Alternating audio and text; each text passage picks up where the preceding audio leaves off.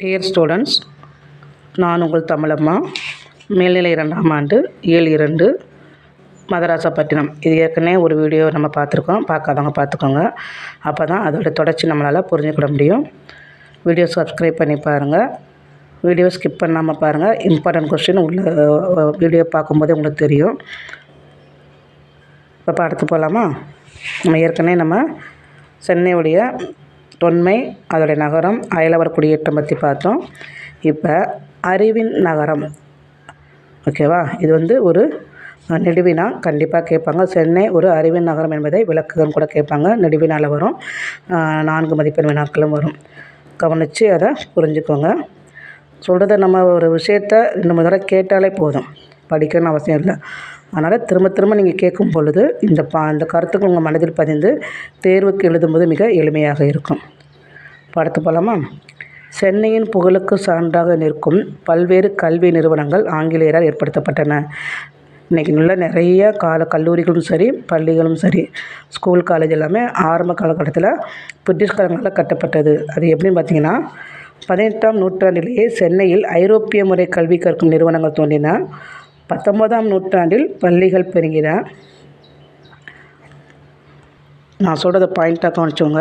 1812ஆம் ஆண்டு சென்னை கோட்டை கல்லூரி, 1837இல் கிறிஸ்துவ கல்லூரி, 1840இல் பிரசிடென்சி இன்றைக்கி பள்ளிக்கூடம், இன்றைக்கி காலேஜ் கூட இருக்குது, பிரசிடென்சி கல்லூரி போன்ற பல்வேறு கல்வி நிறுவனங்கள் சென்னையில் இருந்தன. அதேமாதிரி தென்னிந்திய பல்கலைக்கழகங்களுக்கு வேறாக இருந்தது. 19ஆம் நூற்றாண்டில் அறிவு புரட்சியில் பெரும் பங்காற்றியது சென்னை பல்கலைக்கழகம். 1857ஆம் ஆண்டு சென்னை பல்கலைக்கழகம் உருவாக்கப்பட்டது. 1914இல் பெண்களுக்கென தொடங்கப்பட்ட ராணி மேரி கல்லூரி பெண் கல்வி வரலாற்றில் குறிப்பிடத்தக்க கல்வி நிறுவனங்கள் ஆகும். ஆங்கிலேயரின் நிதி உதவியின்றி இந்தியர் ஒருவரால் உருவாக்கப்பட்ட கல்வி நிறுவனம் தான் பச்சையப்பன் கல்லூரி. இது போக மருத்துவக் கல்லூரி, ஆசிரியர் பயிற்சி கல்லூரி, உடற்பயிற்சி கல்லூரி, கவின்கலை கல்லூரி, மாற்றுத்திறனாளிகளுக்கான பள்ளி என சென்னை நகரின் கல்விக்கூடங்கள் பலவும் தமிழ் சமூகத்தில் பெரும் அசைவுகளை ஏற்படுத்தின.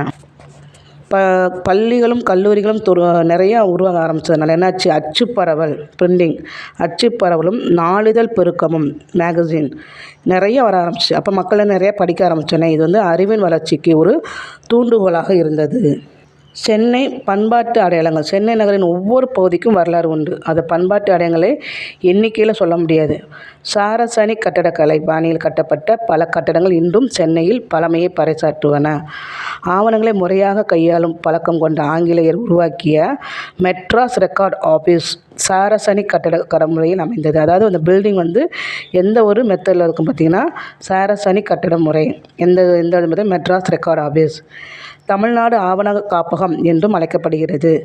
தமிழ் சமூகத்தின் வரலாற்றை அறிவதற்காக முதன்மை தரவுகள் பல இங்கே பாதுகாக்கப்பட்டன. தென்னிந்திய வரலாற்றை அறிவதற்கு, பண்பாட்டை புரிந்து கொள்வதற்கும் பேருதவியாக புரியும் எழும்பூர் அருங்காட்சியகமும் புனித சார்ஜ் கோட்டை அருங்காட்சியகமும் சென்னையின் அடையாளத்தை பேணுபவையாகும். இந்தியாவின் முதல் பொது நூலகமான கன்னிமர நூலகம் நவீனமாக வளர்ந்து வரும் பெரிய நூலகம். இந்திய திரைப்படத்துறையின் வளர்ச்சிக்கு பெரும் பங்காற்றிய சென்னைக்கு திரைப்பட தொழில் சார்ந்த இடங்கள், திரையரங்கம் ஆகியவை குறிப்பிடத்தக்க அடையாளங்களாகும்.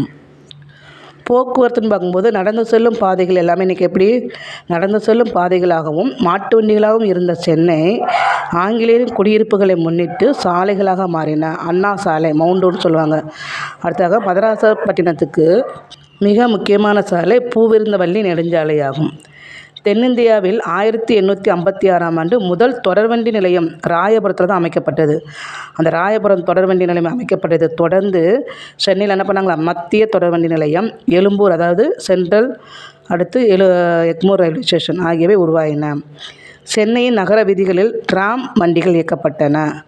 இவ்வாறு சென்னையின் தரைவழி போக்குவரத்து பயணம் தொடர்ந்தது. 19ஆம் நூற்றாண்டில் பெரும் வளர்ச்சியடைந்த சென்னை துறைமுகம் உலக நாடுகளை தமிழகத்துடன் இணைத்து பன்னாட்டு விமான நிலையம் குறிப்பிட்டு, அதாவது நம்ம என்ன பண்ணுறோம், போக்குவரத்து வந்துருச்சு. போக்குவரத்தில் நம்ம அதாவது